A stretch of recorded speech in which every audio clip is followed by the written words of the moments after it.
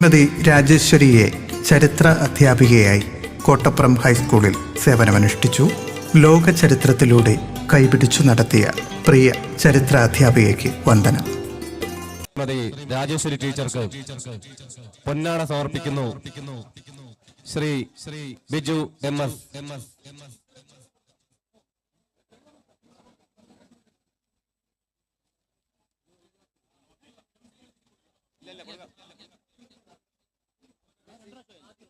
ഞങ്ങളുടെ മൊമന്റോ സമർപ്പിക്കുന്നു ശ്രീ ദയദേവൻ.